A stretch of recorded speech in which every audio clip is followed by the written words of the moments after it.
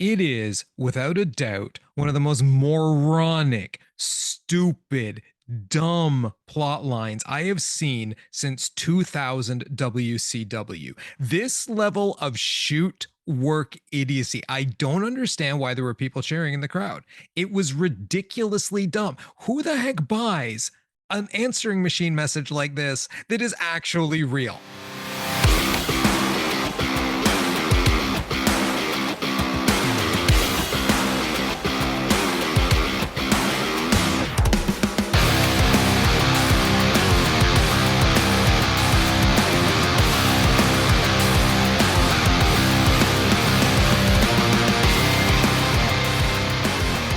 Hey, wrestling fans. Welcome to the One Wing Wrestling Podcast, where two wrestling elitists discuss or review AEW events and wrestling news from around the world.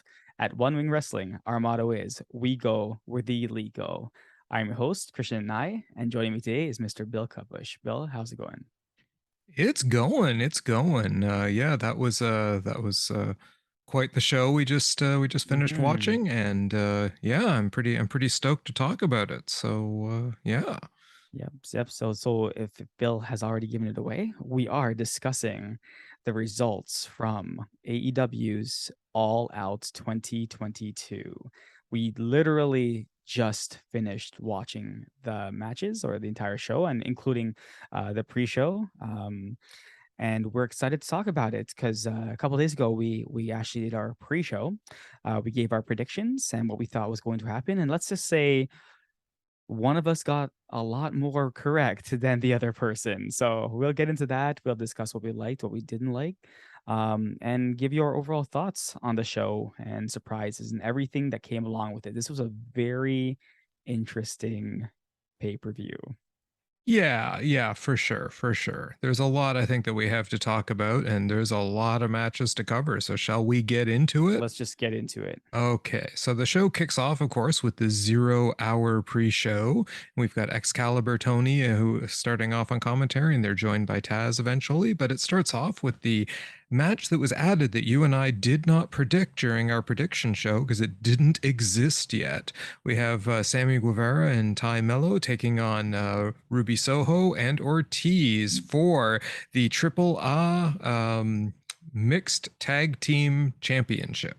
And it starts off with Ruby and Ortiz running over Sammy and Ty with a golf cart. Ortiz is dressed up as Japanese wrestler Bull Nakano.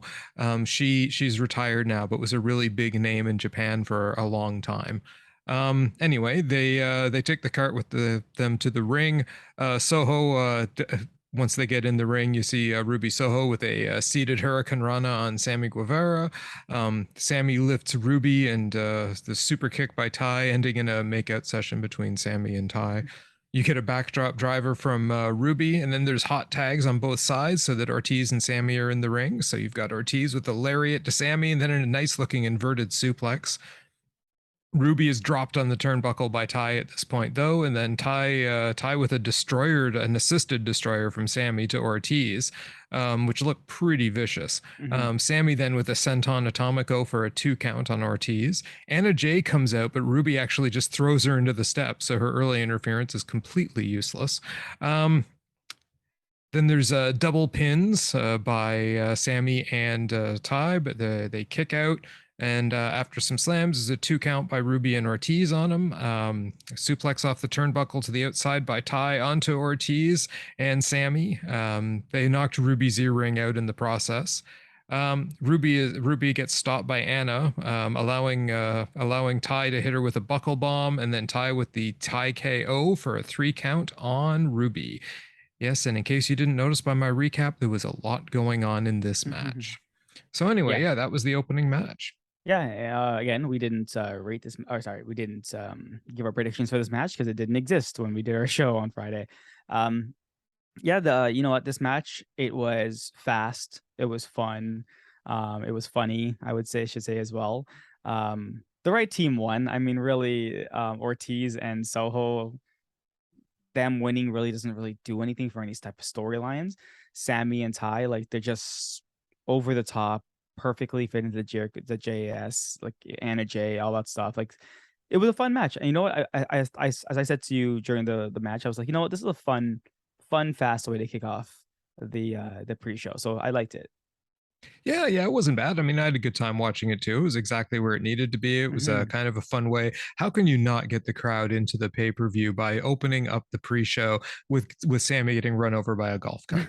Right. So I Exactly. mean, right out of the gate, you've got the crowd caught. So yeah, no, it was good. And you're right. The right team won for now. I'd really like to see Ortiz go on and do some single stuff. I'd like Something, Ruby to yeah. return to some single stuff in the women's division. So yeah, yeah. Let's let this whole mixed couples thing stay on Sammy and Ty and the JAS because the rest of them have their other stuff. And yeah, yeah. So it was okay. Next up, then we had Angelo Parker of the JAS. Apparently, the JAS is the pre-show group taking on Hook for the FTW Championship. And of course, Matt Menard accompanies Angelo Parker to ringside. The match opens up. Hook ends up tying up Parker to start it off. He does a hammerlock that moves into a front chancery until Matt Menard distracts Hook. Parker does a drop kick against the ropes to Hook, and then where's the shout from Matt Menard at this point? Where's the bad man? Hey, we're Mhm. exposing Hook. Yeah. And yeah, Menard was hilarious at ringside. Hook does a headbutt to Parker, but Menard actually grabs Hook's foot, preventing him from following up. Hook gets a series of throws into an exploder on Parker, but then Parker gets a kick to the nose on him. Hook with another suplex. Parker tries to reverse the suplex, but Hook locks in the red drum at this point, and Parker taps out in a fairly quick match. And Yeah. after the match, we had Matt Menard blindsiding Hook, but then Action Bronson, the man who created Hook's theme music, runs in the ring. And apparently, this frightens the living heck out of the Jericho Appreciation Society having to fight a rapper, and they bail and leave. Yeah. Well, I mean, we knew what the outcome of this match is gonna be. I don't know, like, what AEW is doing with Hook and or the FTW belt.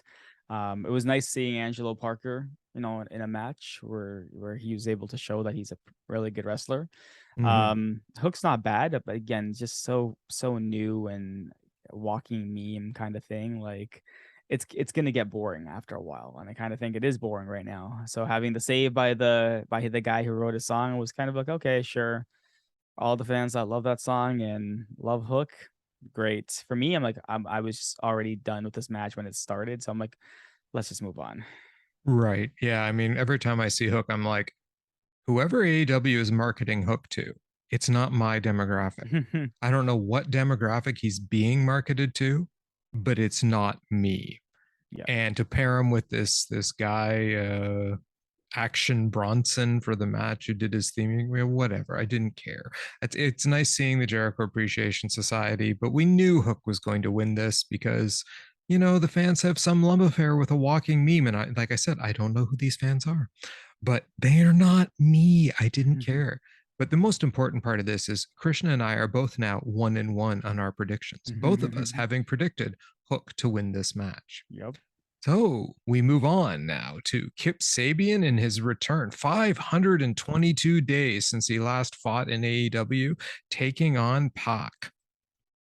So Sabian comes out with the box over his head. Pac comes out to his because he is the bastard. I love the way Justin Roberts announces him. So Sabian gets the boot to the face, followed by a vicious set of stomps in the corner to start it off and a cannonball into him.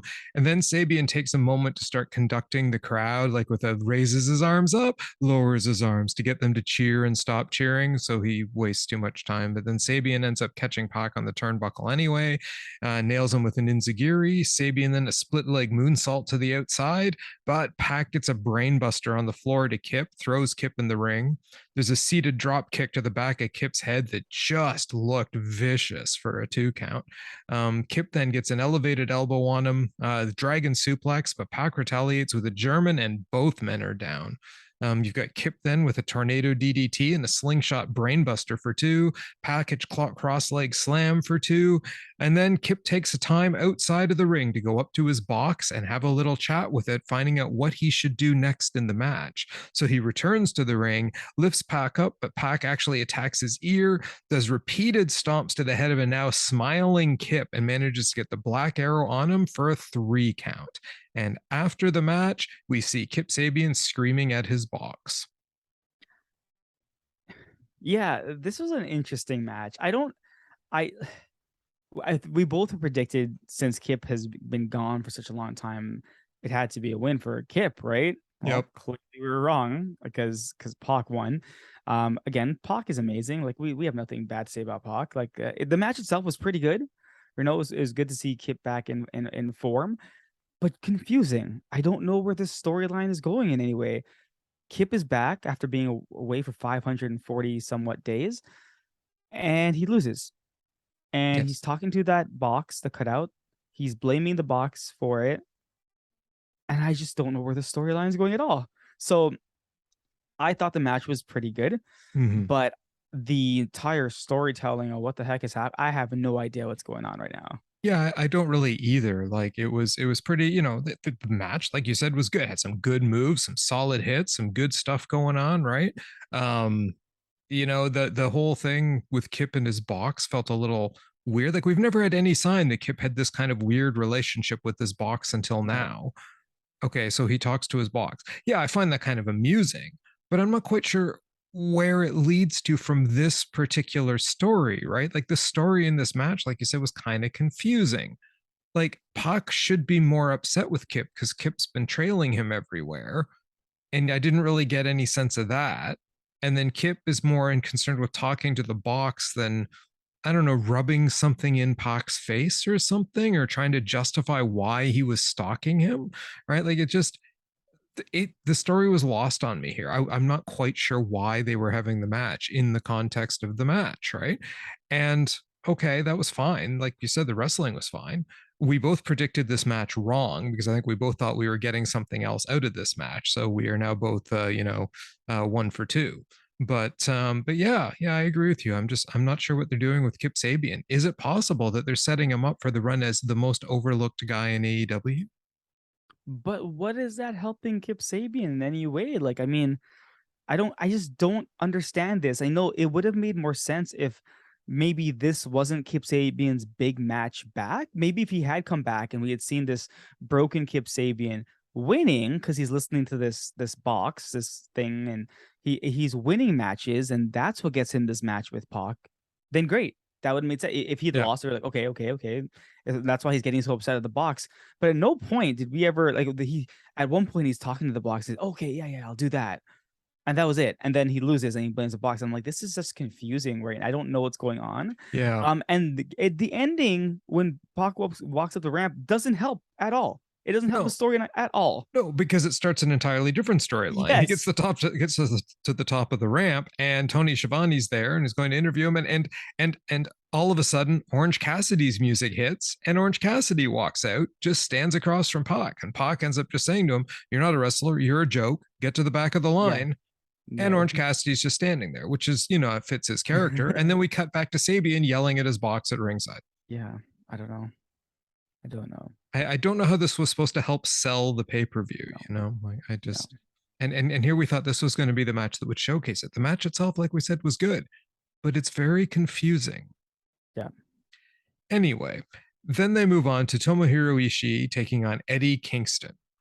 And as you and I both predicted, Eddie Kingston was going to win this match, and we both also said it was going to be a big bruising match. We were not wrong. Yeah. They exchanged chops to the point that they're both red. I mean, it was a ridiculous number of chops. The crowd is applauding at this point. Eddie finally shoves Ishii down. There's various back and forths with hits and chops, with each of them coming out on top. Eddie does his machine gun chops and a double underhook suplex, DDT, and a seated elbow shot for a 2 count. Nice little sequence. Eddie taunts Ishii, who then no sells Eddie's chops and does a back suplex for 2. Then they slap each other again. Like this time they're doing slaps to the face, where they just keep slapping and slapping until they're both out of it. They exchange back suplexes. They collide with lariats, and both are down again. Kingston does a falling lariat and a power bomb for 2.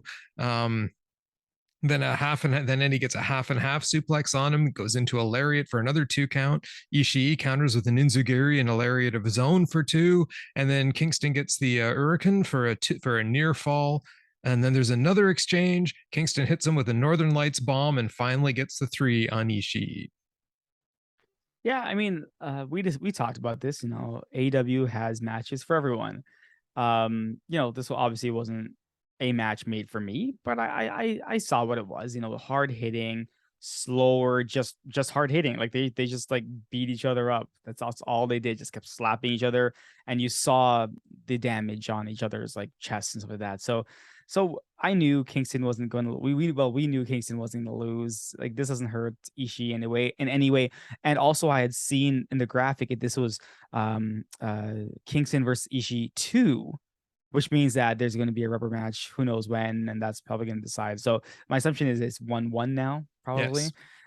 So that the rubber match will decide who the winner is for this feud. At the ending, Kingston trying to help Ishii. Ishii wants nothing to do with him still, so it kind of continues that.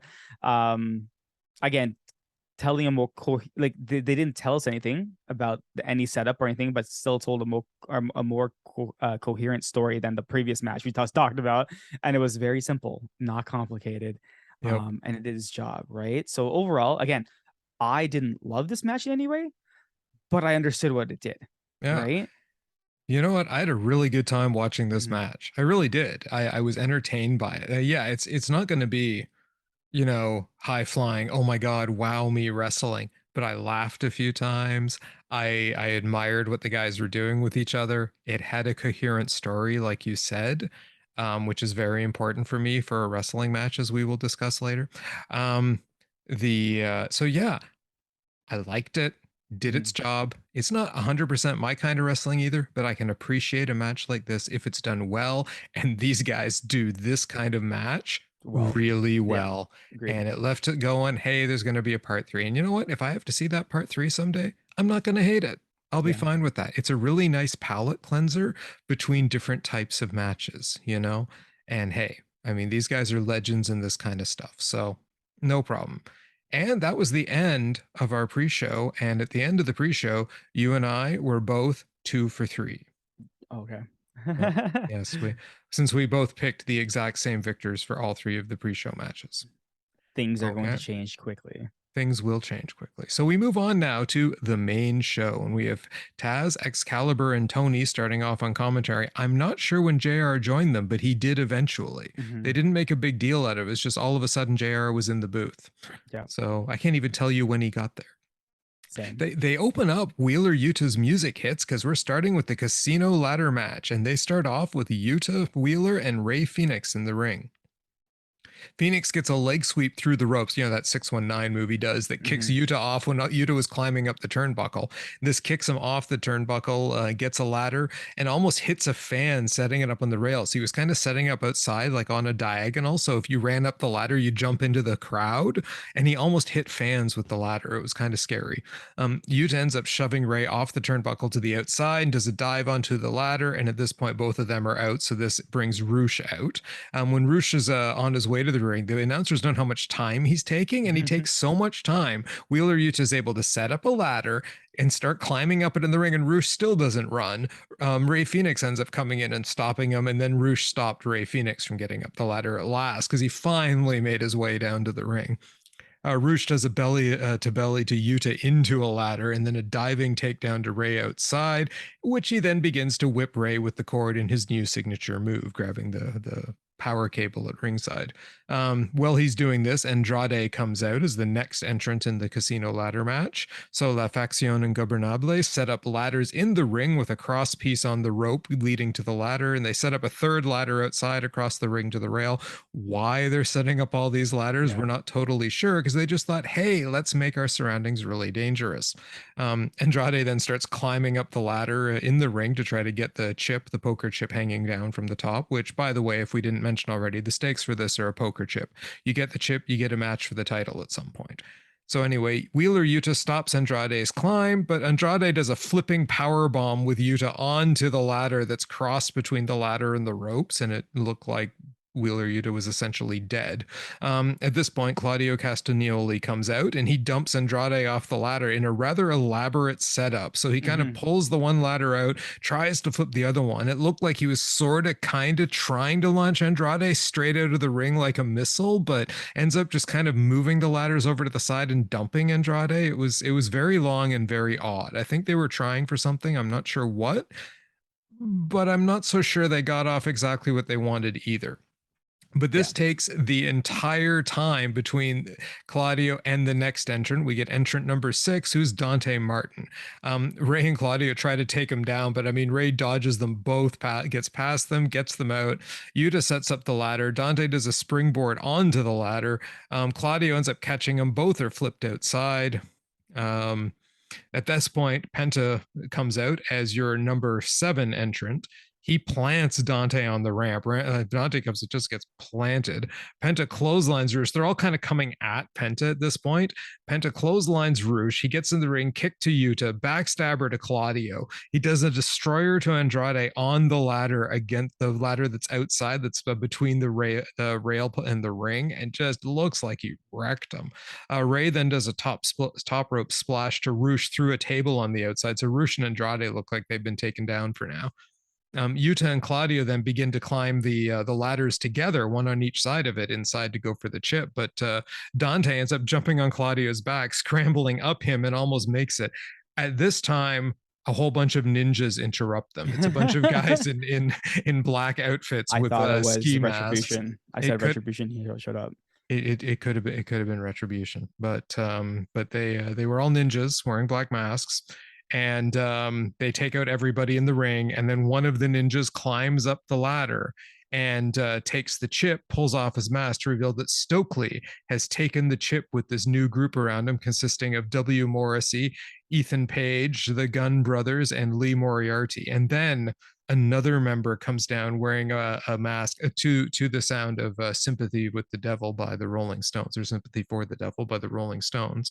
And they introduce the Joker, who then Stokely just hands him the chip. The Joker wins the match, does not reveal himself, and they all leave.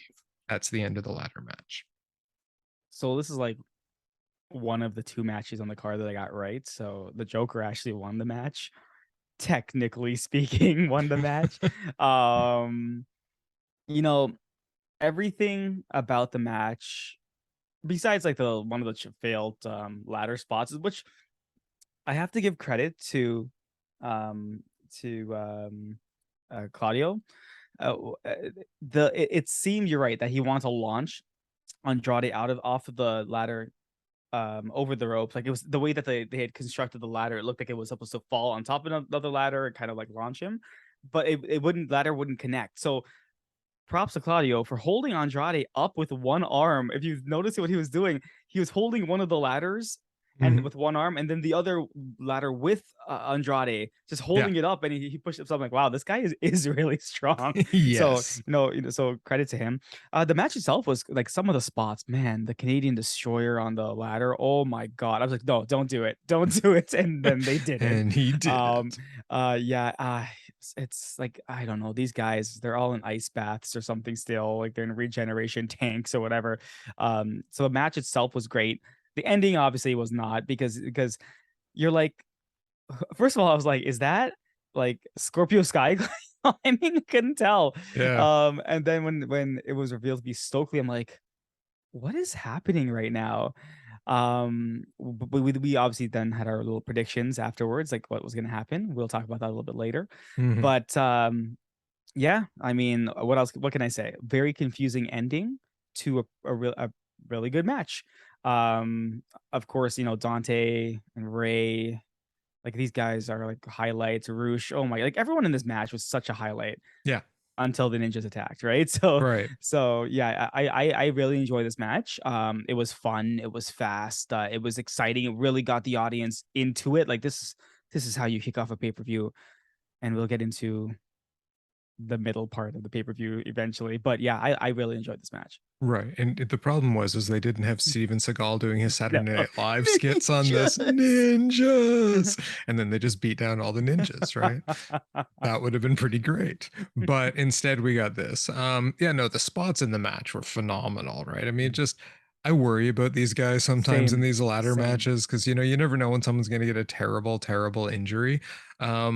But man, like they picked the right guys to be pulling off a match Yeah, like this. Like all of them were just so good. They all had their good spots. Claudio with his big strength spot, and I mean, my God, that guy's strong. strong. And Dante Martin, he's just made out of silly putty springs or something. I don't know. He's just insane. And him and Ray Fénix in the same ring together, it's like something else. But Yeah. anyway, you were far more correct on this match than I was because you predicted the Joker would win, and we'll mention your other correct prediction later on.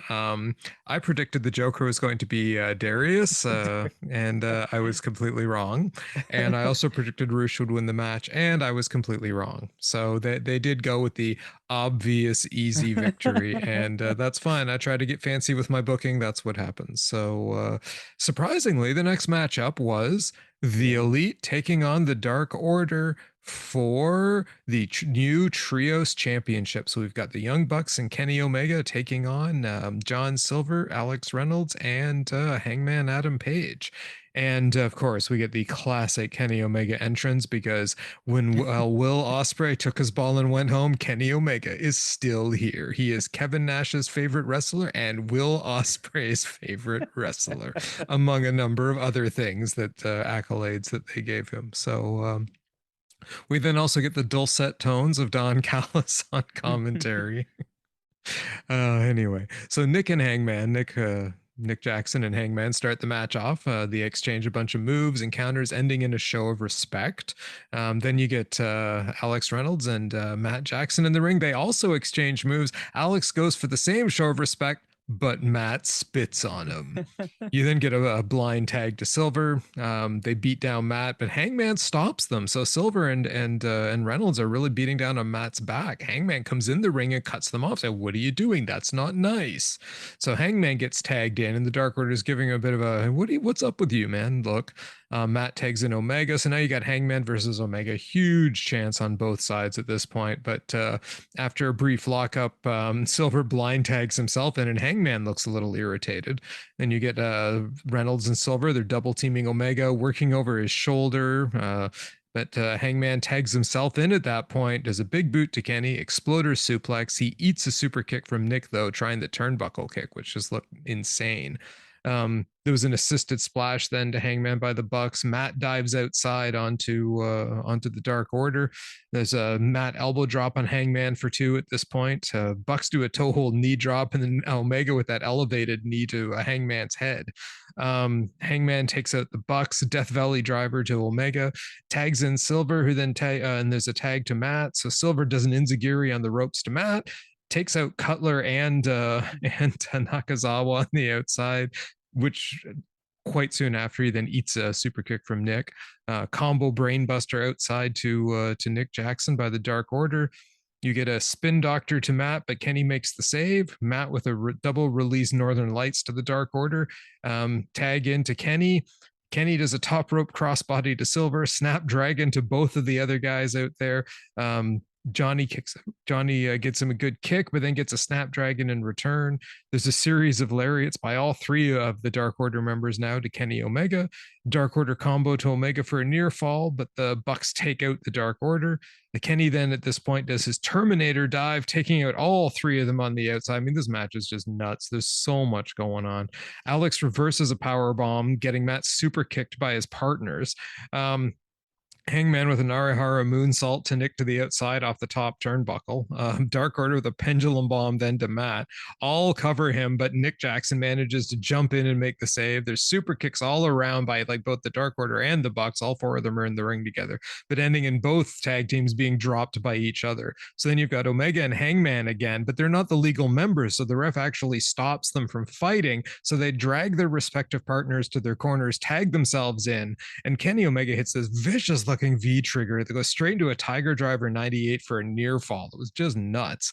Omega to the top rope. Hangman avalanche exploder though for 2. Buckshot lariat to Kenny's back. This is recalling their match where Hangman won the title. So it is a buckshot lariat to the back of Kenny Omega, sets up from the front, but this time Matt grabs his leg and Nick actually does a buckshot lariat to Hangman. They connect with the BTE trigger, but Alex Reynolds manages to save the pin. Hangman then collapses from the B trigger. Silver tags in. Silver does a roll up for a huge near fall. Silver then eats a V trigger, and there's a one winged angel setup, but Silver actually manages to roll it up for another 2 count. Hangman buckshot lariat though goes for it on Omega. He completely misses. Omega ducks. He nails John Silver with the buckshot lariat. The elite pin Silver for the win, and Hangman is pissed. And your new trios champions, Kenny Omega, the Young Bucks, the Elite. Never bet against the Elite. Yeah, that was my mistake today. I bet against the Elite, and that's it. You never bet against the Elite. Like, first of all, I called this as this was going to be the match of the night, like easily. I knew that from the beginning, and that's what it turned out to be.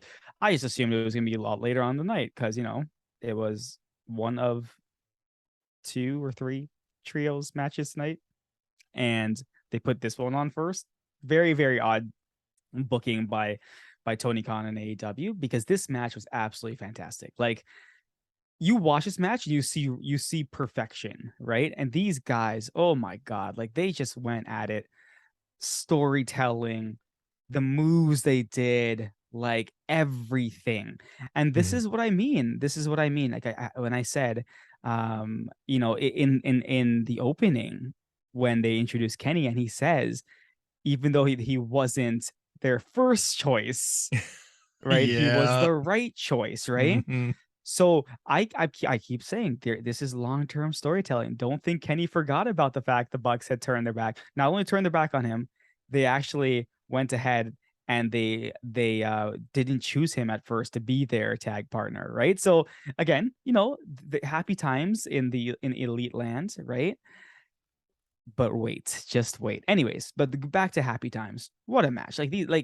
Like Kenny Omega is a wrestling god. Don Callis, you're so right. He is the god of wrestling, right? And the 2 other gods of wrestling were with him there as well. Nick and Matt Jackson, they were right there with him. Only person that was probably missing there, maybe Will Ospreay. But we'll talk about Will Ospreay another time because things will happen eventually. I love this match. This was so great.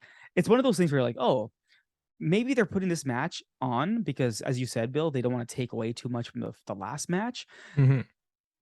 But I kind of feel like there is no recovering from this match. Like there is nothing. At this point, I could have went to sleep and woke up, and nothing would have got me to the excitement as this match did.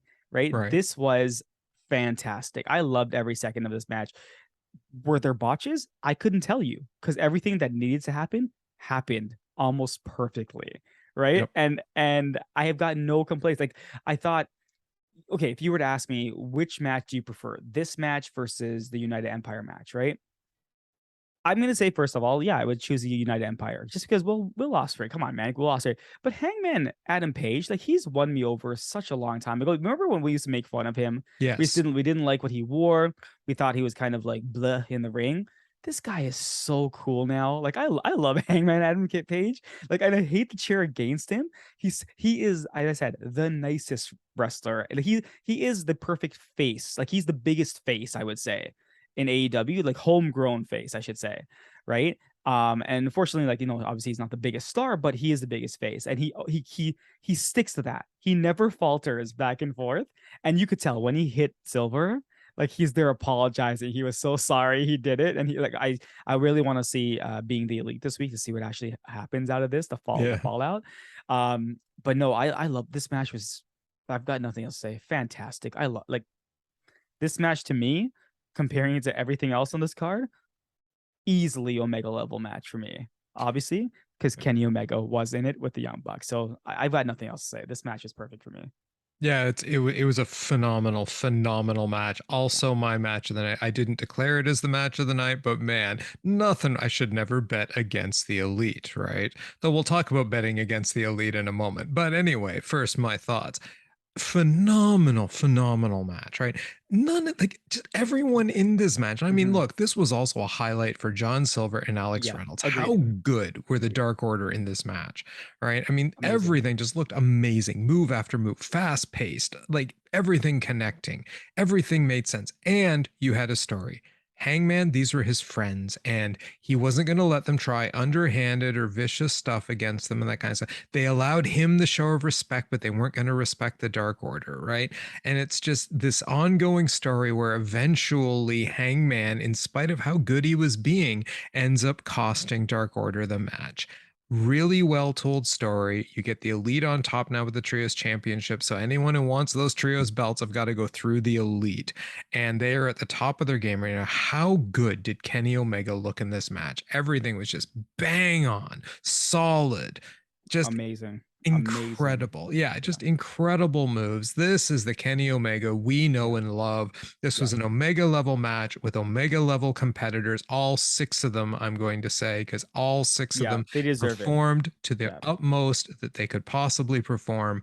They put on something that should have been the main event on this show and was not. It was the second match on the card, and now I'm going, wait, I still have how many matches to sit through in this? And I've already seen the best match of the night.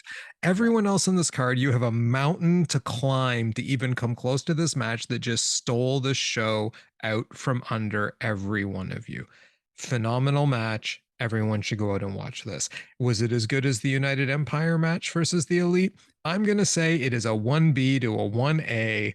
Both of them were phenomenal. Both of them were Omega level. All 12 guys were amazing. And I'm going to count the Elite twice because they might as well be 300 guys, how good they are. So I think I've probably fanboyed enough right now. And I will just say that I also predicted that the Elite would win this match because I don't bet against the Elite. And Krishna, who did you pick again?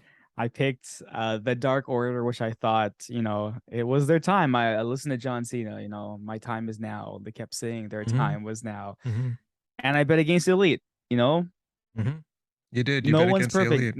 No one's perfect except I guess the Elite, right? Yeah, this is true. This is true. Yeah, it's funny. I was thinking about it that maybe Hangman and Daniel Garcia are gonna become best friends because they never cheats to win, right? They're That's right. That's right. That's right. So what we're really saying is Hangman needs to join the Blackpool Combat Club. He'd be the most oddest member there, but oh yeah, it would be. Like they've got all these tough guys who like to bleed, and Hangman Adam Page, the nice guy standing over in the corner smiling. Yeah. Okay. Amazing match. Absolutely amazing match. Yep. Completely. So next up, as we take a giant breather from the last match, we had Athena taking on Jade Cargill for the TNT Women's title. Jade Cargill comes out as She-Hulk, which they explain the green honor is because of money. Because I guess they can't name She-Hulk. Of course not. So, yes, Athena starts off the match pretty soon into it. She comes off with an off-the-ropes Meteora, follows up with a top rope thing, I'm going to call it, because it was hard to figure out exactly what she was doing for a 2 count. Athena then kills Layla Gray outside by throwing her into the guardrail, and we're pretty sure Layla Gray is dead. And in fact, she is dead. Not literally, in case I'm distressing any of our listeners. So Athena tries a code red, but it's stopped. Jade Cargill gets a back slam on her for 2. Athena does a jackknife cover for 2, then a crossbody for 2, and then a stunner for 2. Nothing's able to keep Jade down, apparently. Jade pump kicks Athena out of the ring, but then brings her in, hits her finisher for 3, and the match is over fairly quickly. Yeah, this match didn't need to run longer. I must say, the botches in this match were not Jade Cargill. Like watching it again, it's not Jade Cargill. Like Athena looked off in this match, and I haven't seen her wrestle that much, but I know she was pretty good wrestler when she used to be in WWE. But yeah, I don't blame the bosses on Jade at all. Like I saw she was pretty fluid with the things she was doing. That weird thing that came off the rope, that was sorry, off the top of the turnbuckle. Mm-hmm. That was all Athena. Like I was like, what Mm-hmm. is this move she tried to do? Like Jade Yeah. tried to sell it, but I'm like, what is this? Right? Mm-hmm. That kick that Jade gave her, she Oh she man. connected with that kick. I was like, ouch. Yep. That had to hurt. I was a little shocked that obviously that Jade still carried on this streak. Again for the belt that nobody cares about. But that being said, like I don't know what Athena would have done with this after the showing today I saw today. You know what I mean? So, yeah, I didn't care about this match, but it was over pretty quickly.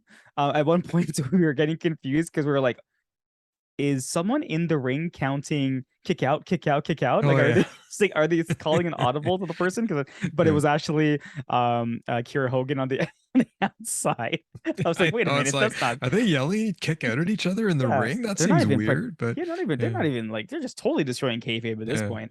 Yeah. But yeah, like this match, it was quick. A lot of weird things were happening, but yeah, again, not obviously it went from Omega level to kind of like, is this like a dark match I'm watching right now? Like what like you're telling me none of the matches on the pre-show could have, changed spots with this one Right. here, but yeah, didn't Right. really care for this match. Well, it's like I had like the best dinner ever.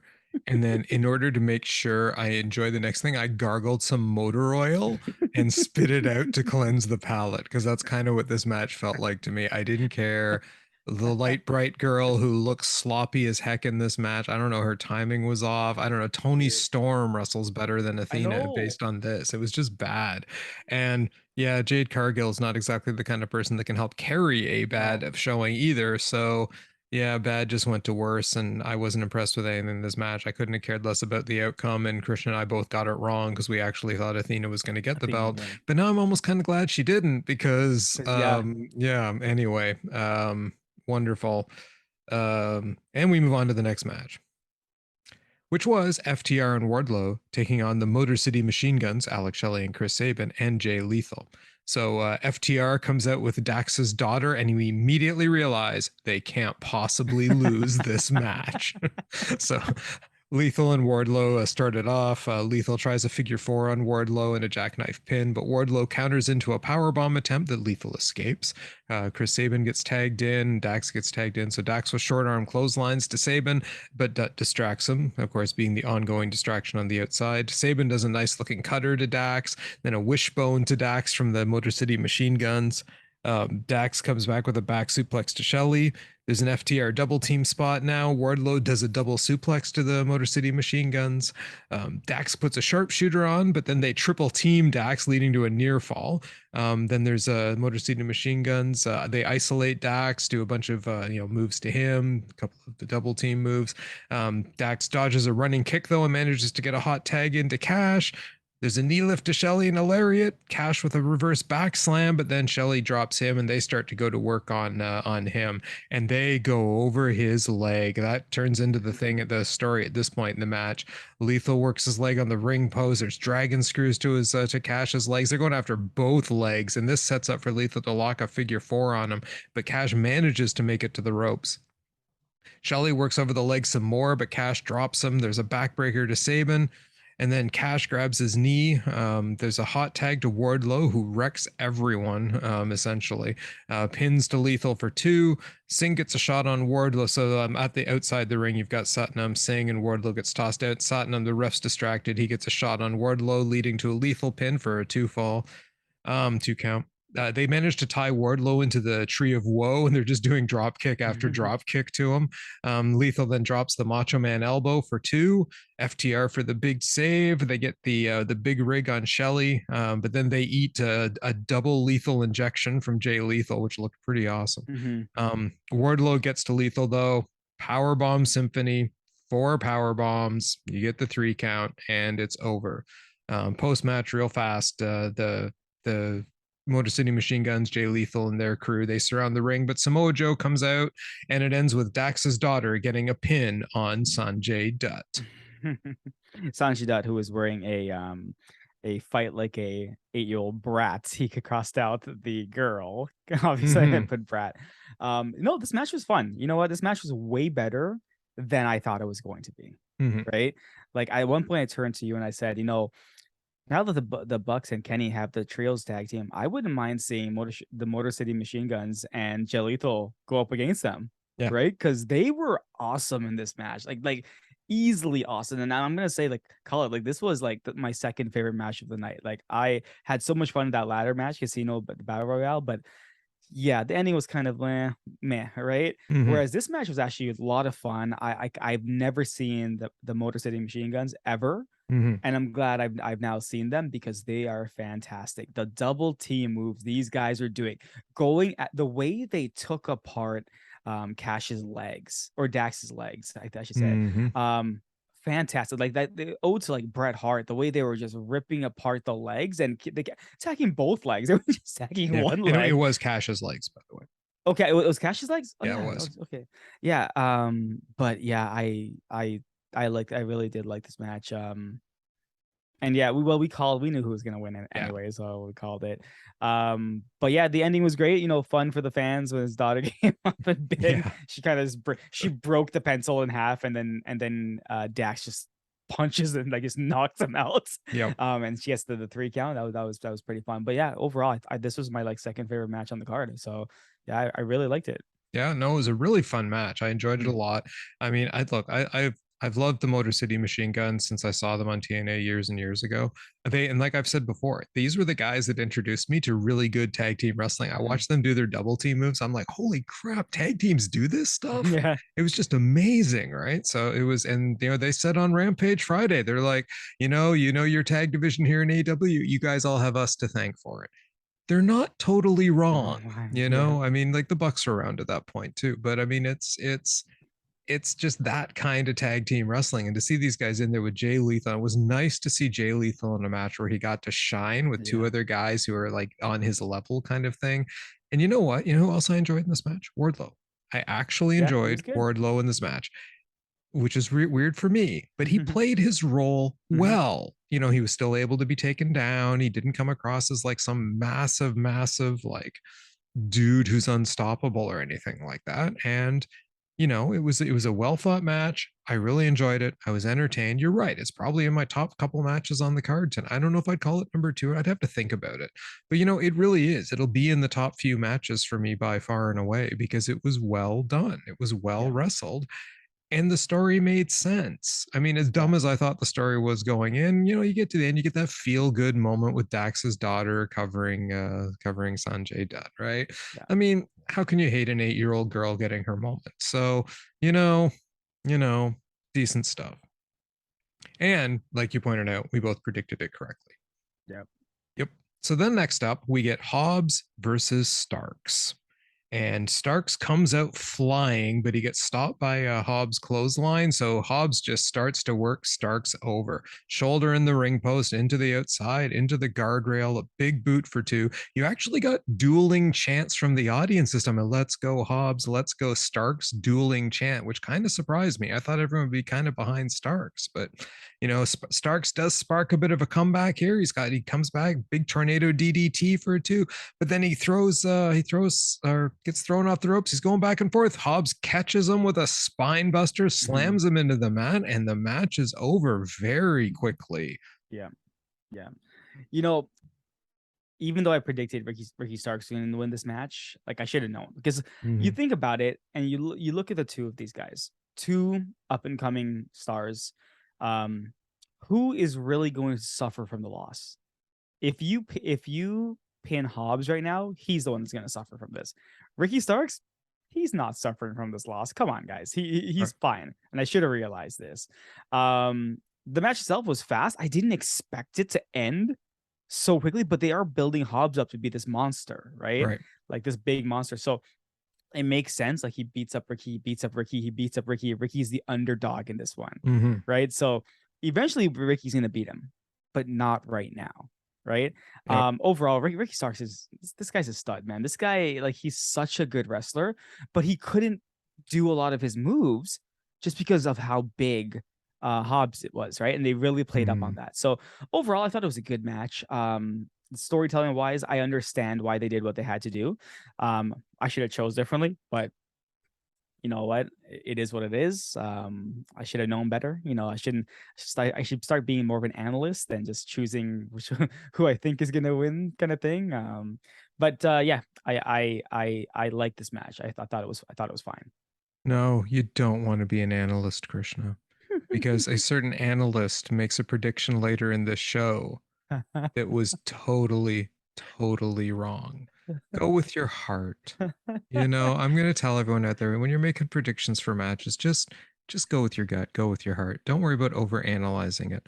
I said the story that you could have coming out of this will be Ricky Starks as an underdog still doing that big fight up against Powerhouse Hobbs, right? And you got Hobbs now built up as just an unstoppable machine that Starks needs to go up against. It's a well told story. It's why I Mhm. thought Starks was going to lose this match to Hobbs, and I was completely correct. Yep. So, anyway, that was this match. Solid match, enjoyed it. Nothing huge, nothing to write home about, but it served its purpose. Next up, we have Swerve in Our Glory taking on the Acclaim, Max Caster and Anthony Bowens, with Billy Gunn in their corner for the AEW World Tag Team titles. And of course, Max Caster comes out with his lovely little rap, and essentially the Swerve in Our Glory are boring and Daddy's kicking them out of the house. That's what I got out of his rap. So Bowens and Swerve are in the ring to start. There's a big "Scissor Me Daddy-O" chant to Lee. So it starts off as Keith Lee's normal chant from a few people, but it gets hijacked quickly by the Chicago crowd into a "Scissor Me Daddy-O" chant. And then Bowens does a series of roll-ups to Swerve, all for 2 counts. Swerve does a handstand Hurricane Rana and then tags out to Lee. And then he's taking on Max Caster. They exchange runs at each other. Caster with a Hurricane Rana to Lee. A sunset flip is blocked, but there's a drop kick leading to a scissors spot with Caster and Bowens.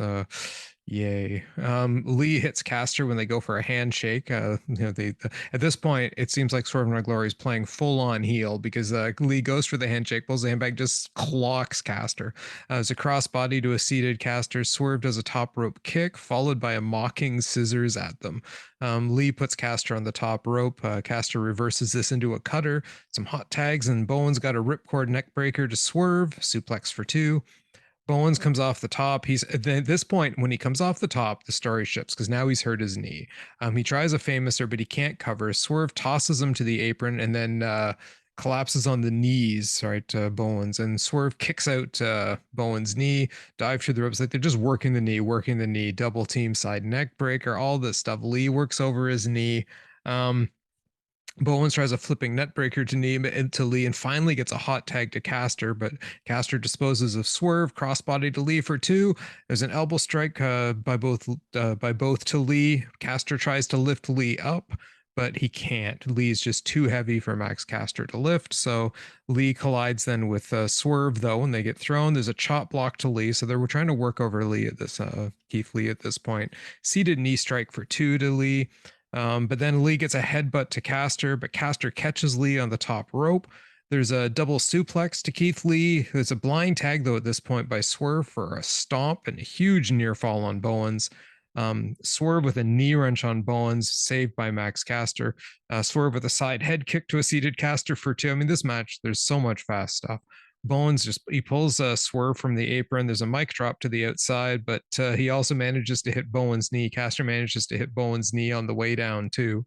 There's rolled back in the ring, but Keith Lee drops both of them. Billy Gunn then distracts Keith Lee, who decides Billy Gunn is the world's most distracting human being, and he must stand on the apron and jaw with him for a long time. Caster then gets a thrust kick off to Lee. He does, and I'm going to call it this because it fits when you're talking Max Caster. He does the attitude adjustment to Lee. Bowens slams Swerve, mic drop. Lee breaks it up at the last possible moment. The crowd is chanting bullshit at this. I mean, it was really close. They showed the replay. The ref made the right call, but man, was it close. Swerve with an apron DD to Death Valley driver to Max Caster at this point, taking him out. Swerve goes after Bowens' knee again, but then Lee kicks Swerve by mistake. But gets rolled up by Bowens for a huge near fall. I mean, this really looked like the match was going to be over at that point. Bowens goes for a famouser. Lee catches them and gets them into their finisher for the win. Lee scissors Billy after the match for an absolutely terrible limp reaction from the crowd, and Swerve's looking at Keith Lee, wondering what the heck Hell, Keith Lee yeah. is doing. And that's the end of the match. Still your champions, Swerve in our glory. Yeah. We thought that there was no way they claim we're gonna lose. They lost. No interference, nothing. They just lost cleanly, I would say. Interesting watching Lee and Swerve play the heels. Never seen that. Like though if you think about it, Swerve is not like a really good guy. Like but I love Swerve. Swerve is so awesome. I'm happy they won. I'm happy they won because it's way too early to take the belts off of these guys, right? And then if you do take the belts off of these guys, then do you go for a solo push? Like, I would love to see a solo Swerve Strickland. Keith Lee, I'm torn about that. Like, so I think for this, it's like they're best suited to be in a tag team for now. But yeah, this match was great. Like, I really enjoyed this match. Again, not what I thought was gonna happen, but it's what happened. So yeah, so still the champions, Swerve in our glory. Yes, they are still the champions. I would like to say, though, that Anthony Bowens, if your knee is going to be taken out like that, you should probably sell the knee for the whole match, because it kind of looked like, although your knee was literally destroyed repeatedly and you couldn't even stand on it at points, that all of a sudden you were able to do some like off the top rope moves and some other Mhm. really good stuff. And that kind of thing just drives me nuts. It's like, why does your knee suddenly work? Yeah. You know, it was collapsing a moment ago and now it suddenly works, you know? Yep. I need some explanation for that. If you're going to tell the knee story and it suddenly works, you need to tell me how you got it there. Like, is it okay? I don't know. Is someone coming out with some ice spray? Like, where's Brandon? Like, if you're going to do something like that, explain it to me. Um, I really thought Keith Lee at the end looked like a complete idiot Yeah. going for the scissors with Billy. I mean, why? Why is he doing that? And like, you could see Swerve Strickland him. Why are you doing Yeah, why are this? you doing this? Yeah. Why was it accepted? Like, I didn't understand this, and the crowd was just like, what the hell is going on right now? So yeah. Anyway, good match. Had a good time. The right team won, even though we both predicted the acclaimed would win. But I also agree the right team has won. I didn't want the acclaimed to win, so I'm kind of glad. Um, this leads us to the Jungle Boy versus. Oh no, I'm sorry, I skipped a match completely. We have the women's AEW women's title match. We have Britt Baker versus Jamie Hayter versus Hikaru Shida versus Toni Storm. Shida comes out in a Doctor Strange zombie getup for whatever reason. So Jamie Hayter and Britt, they team up at the beginning of this match, but Storm and Hikaru Shida end up getting the advantage on them anyway. There's a roll-up sequence where they're all just exchanging roll-ups with each other, with all four of them, ending in a single leg crab by Hayter on Shida.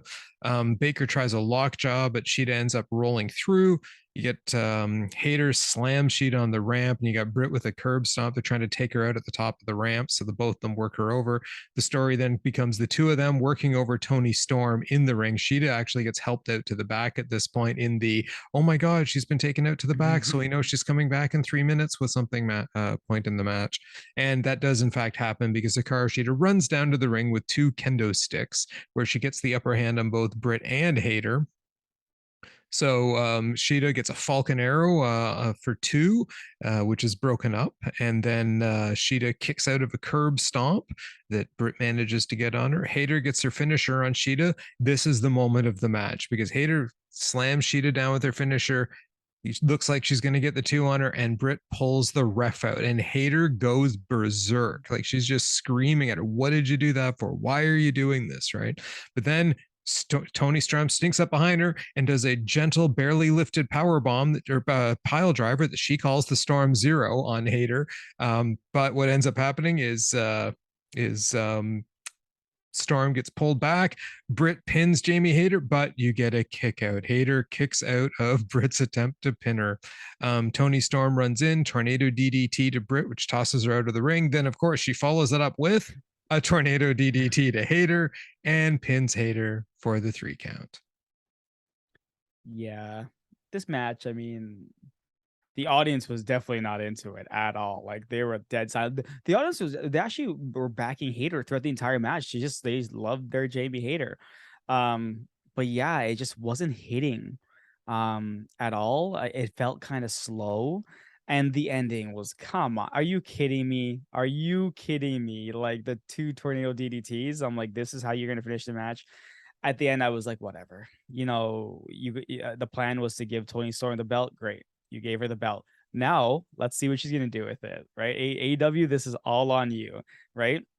So, you know, the fans clearly wanted Hater to win this belt, right? But AEW has already made up their mind on who's going to win it. Because I hear cheers for Toni Storm, but I didn't hear as much as I heard for Hater today. So, it drives the storyline. Obviously, the Britt versus Hater storyline now, because Britt cost her the belt. Britt tried to pin her, so that's gonna be a good storyline. Mm. That should be the storyline with the belt, not without the belt. So, very interesting things. I don't know what's happening with the women's division as usual. So I guess we'll see what happens. But this match was just okay. Yeah, I wasn't overwhelmed with this match. Hey, the crowd was so behind Hater. I was actually very surprised. But they played a promo of hers right before the match, and man, she just sounded like she was on fire, right? And like she can talk. She's great in the ring, right? Definitely one of the two really solid people in the ring this evening and for the women's division. And it kind of felt like it could have been her time. Yep. But there's that whole shenanigans now with Britt and her, and that's going to go somewhere. But Toni Storm winning with one of her 3 moves, the Tornado DDT twice. You're right. It's on you, AEW. This is your champ now. You've got Jade Cargill with the belt on one hand and Toni Storm on the other. And I look at the women's division going, WTF, because you've got Serena Deeb there, right? You've got all these really solid women, Ruby Soho, right, who can actually go in the ring, Jamie Hayter, Britt Baker, why are they not the ones who are being spotlighted on these shows? Why are we getting all these women that are like, in all the matches? Yep. Anyway, yeah, it's an ongoing complaint we have, and I was absolutely correct. Toni Storm did in fact win this match because she was the popular pick. Yeah, agreed. Yes. But we know you picked Jamie Hayter. I picked Jamie Hayter. I was with the crowd. I was like, guys, this was gonna happen. But yes, I wanted Hayter to win, but it didn't happen. And next up, we have Jungle Boy Jack Perry taking on Christian. Christian comes out to the ring, and then Jungle Boy enters, and he turns around to the tunnel looking for Luchasaurus to come out with him, but Luchasaurus comes up behind him, turns him around, grabs him by the throat, and choke slams him right down on an exposed metal grate that left a bruised imprint on the back of Jungle Boy that just looked terrible. So then he carries Jungle Boy down to the ring and then slams him through the timekeeper table back first, of course, right in front of his mom and sister. And Jungle Boy is going to need massive quantities of ice packs on his back and will be sleeping on his stomach for at least a week. Anyway, the match starts. Christian spears Jungle Boy for a 2 count. Jungle Boy looks like he gets a brief moment where he might have some offense, but then gets kill switched. 3 count, match over. Yeah. We knew this was going to happen, right? We knew that for some reason Luchasaurus was going to play, a big hand in this. But didn't realize it was gonna happen right off the bat. Like, whoa, I was like, holy crap, you beat him up and threw him in, and Christian won. It was basically a squash match. Like Jungle Boy got no offense, none in. Christian just rocked him with the what's his move called? The kill switch. Kill switch. Yeah. So I don't even know. Did I pick Jungle Boy to win this match? We both picked Jungle Boy to win. Yeah, so not to win. No, we both picked Christian to win, I believe. Oh, we did? Let me just verify. I will verify for you. It is, we both said Christian Cage. Yes. Okay, perfect. So yeah, so we chose correctly in this one. I thought there was gonna be more of a fight. Didn't realize on a pay-per-view it's gonna get crushed like this. Like this is like reminiscent of like Punk losing, right? Like in a couple weeks back. So yeah, I mean this carries the storyline, Christian versus Jungle Boy. Hopefully this will help Jack Perry with his promo skills a bit more. He can learn a lot from Christian, so hopefully it helps. Because we know he can go in the ring, which says promos need to be a little bit tight, or tighter, I should say. Mhm. Yeah. So this did its job. It carried on the storyline. That's what it did for me. Yeah, no, it was fine. I mean, it was exactly what we said it was going to be. Carries on the storyline. Luchasaurus takes him down. We still have Jungle Boy, trying desperately to get his comeuppance against Christian. So it'll keep the storyline going for a little longer, and hopefully they don't take it on too long so it Yeah. burns out. I mean, you're getting close to that point. We need the big finishing match for it soon, but I'm guessing that he's going to have to go through Luchasaurus now to get to Christian. So. Yeah. Exactly. Okay, that's fine. Anyway, so yes, then we go on to another match. This time we have the Daniel Garcia on a pole match between Bryan Danielson and Chris Jericho. So Danielson actually gets sung to the ring by Elliot Taylor, who apparently sings his theme music. The next line I have in my notes is Danielson kicks his head in early, but I didn't note that it was Jericho. So perhaps he kicked in Elliot Taylor's head in early. I don't know. Anyway, Danielson kicks in Jericho's head early. So he had that whole exchange that ended in Danielson does like that little tap down on Jericho's chest that kind of, a bit of a show of, hey, got you with a grapple. But then Jericho takes him down. They exchange more grapples. Danielson with a double knee stomp that goes into a figure four, but Jericho manages to escape the figure four. Danielson with the Juji Gatami that gets blocked, and Jericho gets this like Rings of Saturn like move on him, but Danielson reverses it into a stretch muffler. And Danielson then at this point, he's standing up. He's got Jericho's legs locked, and he goes, "You want entertainment?" to the crowd, and he does like the Rick Rude hip sway. There's an underhook backbreaker by Jericho at this point. Jericho does his classic, "Come on, baby" pin on top of Danielson. Jericho then slaps Danielson, who sits cross-legged in the ring at this point after being slapped. Jericho smashes him, but Danielson gets right back up. Jericho goes over the top, but Danielson catches him in midair with a knee. Danielson a running knee stroke off the apron, missile drop kick, yes kicks. There's a Hurricane Rana attempt off the top, but at this point, Jericho manages to carry him into the walls of Jericho. Danielson escapes with a tope suicida to the outside on Jericho, but Jericho catches Danielson on the top rope soon after. Danielson headbutts him off. I mean, this is just back and forth and back and forth, each of them getting these momentum bits with their moves. Danielson tries a top rope headbutt, but of course misses. At this point, Jericho finally puts the lion salt, or tries. At this point, Jericho tries a lion salt on Danielson. Oh, and he eats the knees. Danielson tries a label lock. This gets countered into a catapult. But Danielson doesn't actually get launched outside. He grabs the top rope, skins the cat. This goes into a multiple tombstone reversal series with finally Jericho tombstoning Danielson. There's a lion salt for two. Jericho then does a punt to Danielson, sets up for the Judas effect, but gets countered. Danielson kicks Jericho down, kicks his head in, puts the label lock on, but Jericho makes it to the rope and applies the walls of Jericho. Danielson up kicks out of it into a triangle, but Jericho reaches the ropes. I mean, there's just some back and forth submissions and stuff. Danielson does a series of kicks and off the ropes, but Jericho catches him with a code breaker for two. Lion Tamer gets applied. Danielson reaches the ropes from this one. Jericho starts yelling, "Stay down" at Danielson, does a release German, hammer and anvil elbows to boos from the crowd. Another release German, but Danielson lands more or less on his feet, gets a Busaiku knee on Jericho for a 2 count. Danielson gets cattle mutilation onto Jericho, but he rolls to the ropes. Danielson with hammer and anvil elbows, cattle mutilation again, but Jericho gets his foot up on the ropes this time. Danielson kicks on Jericho in the ropes, but Jericho gets a roll up for a 2 count. Danielson goes back to the hammer and anvil elbows, but then he gets pinned in the corner with Aubrey Edwards trapped behind her. So Jericho takes this opportunity to land a low blow on Danielson, hits him with the Judas effect for the 1, 2, 3. Match is over, and we go in the back and we see a disgusted looking or perplexed or conflicted looking Daniel Garcia staring disapprovingly at Chris Jericho on the monitor. And the whole JAS comes out to celebrate with Chris Jericho, except Daniel Garcia. Yeah. My opinion is going to be a very unpopular one. I'm going to say it right off the bat. This match is okay for me. Here's the thing. If this match had gone on first in the pay-per-view, I think it would have been a really a really good ramp up, right?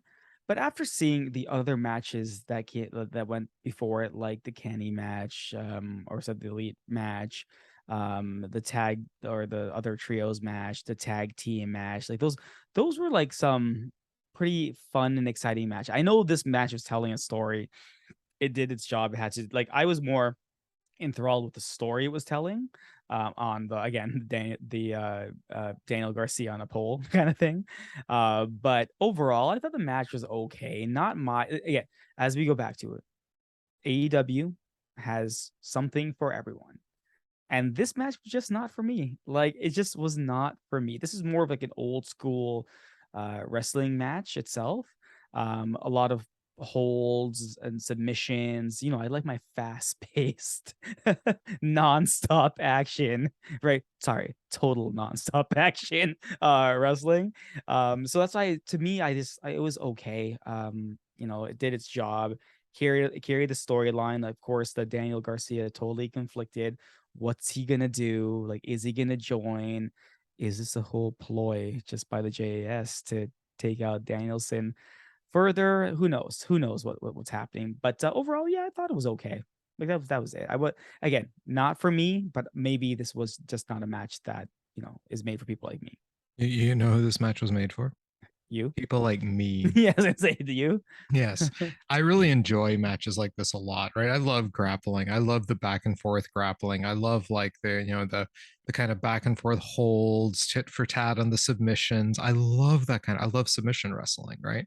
I love to see guys like working holds over on each other and like trying to one up the other guy and stuff. No, I Mhm. love this stuff. It doesn't have to be fast paced. It's just good, solid ground based wrestling, and I love it, right? So, I mean, but you're right, there's always something for Yeah. everyone. We all have our preferences. Yeah, I like, and you're right. This had a good story in it too, Mhm. right? It was, and I was really surprised because Jericho fought for a long time Mhm. trying to do it right, trying to do it right. No cheating. There was no Mhm. cheating in this match right up until that low blow at the Yeah. end, right? They Yeah. fought a clean wrestling match and it was really good.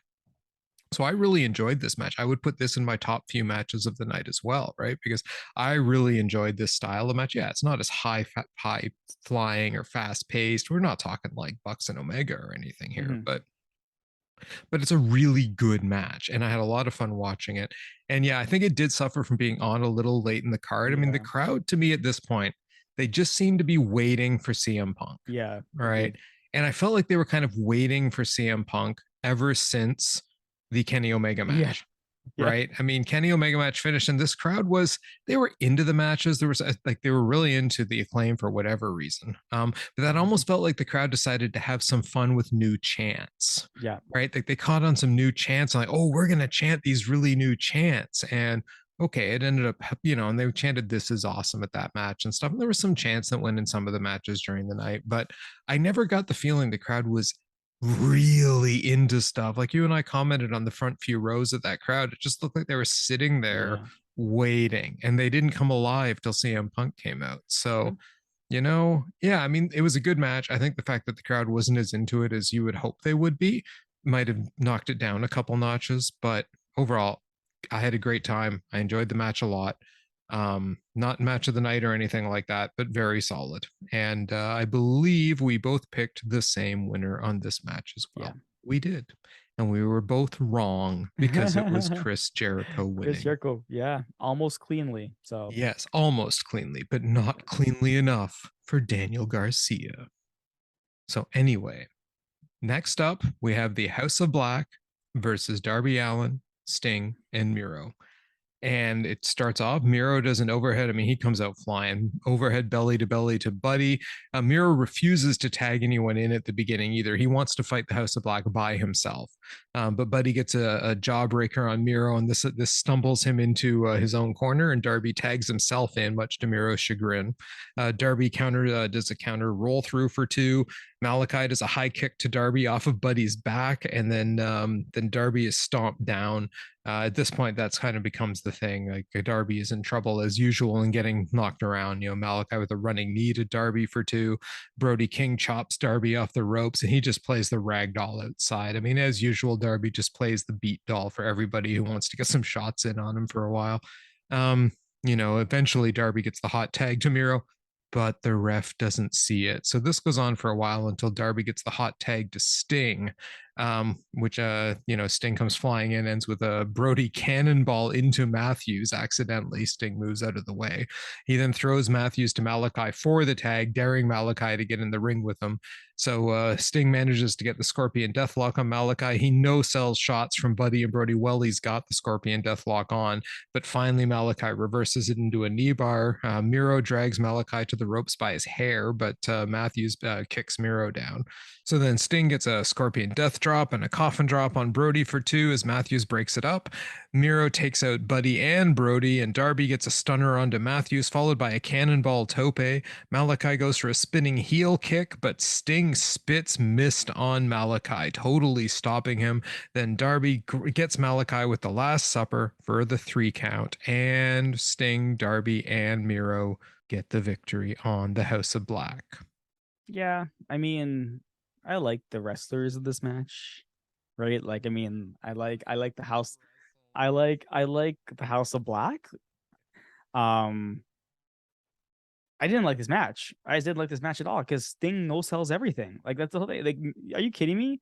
You got super kicked twice and you're eating that and you're whatever, buddy. Like, come on. I to me, this match, the importance of the match is that,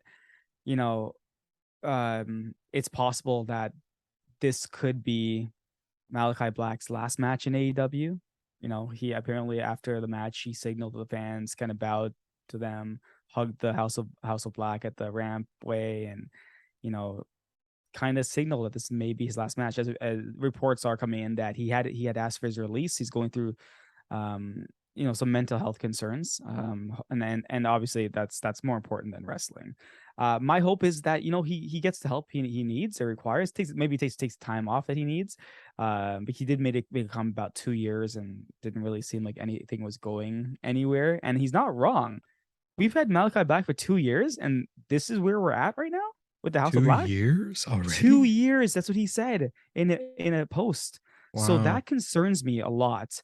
And this isn't a Sasha Banks Naomi thing where they just kind of walked out. No, like this guy performs and he's always there, and I appreciate that. That's why I'm like hoping he gets healthy. I'm hoping that AEW keeps him on their roster, and they pay for whatever medical bills, whatever he needs to get better.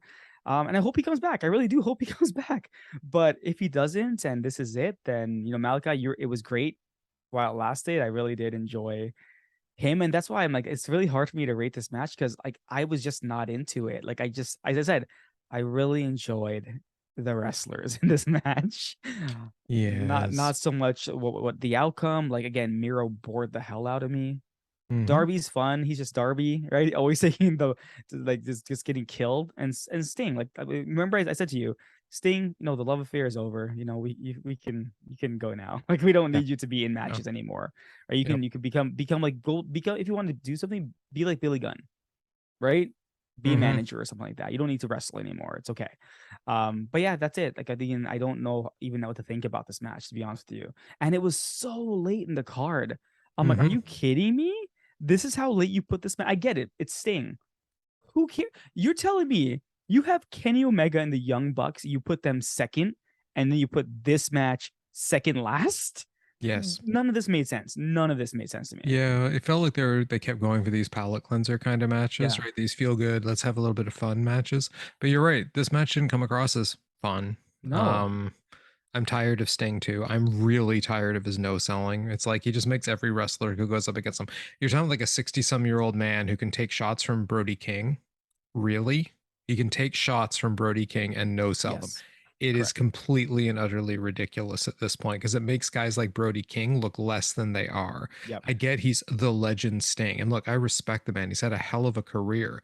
But dude, you are not better than all of these guys on the roster. Okay. Yep. And maybe it's time that we started treating you like one of the other wrestlers on the roster if you want to keep wrestling, which means you're going to get your ass handed to you by Brody King. Okay. Yep. Darby Allin, I would love to see him off on his own again, doing stuff. How great would he have been in that ladder match tonight? That kind of stuff. Yep. I mean, I worry about his health, but Agreed. because Agreed. he is psychotic. But yeah, no, I want to see him doing some other stuff, right?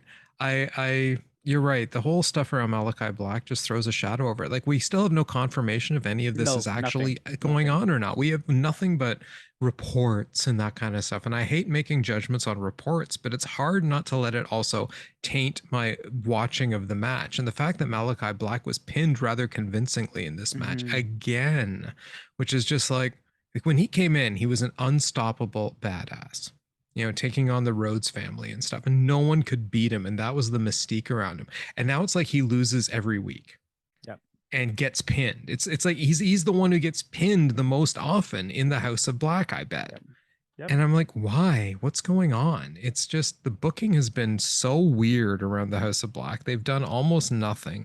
And now you hear these reports about Malachi Black. I'm like, what the heck happened? Yeah.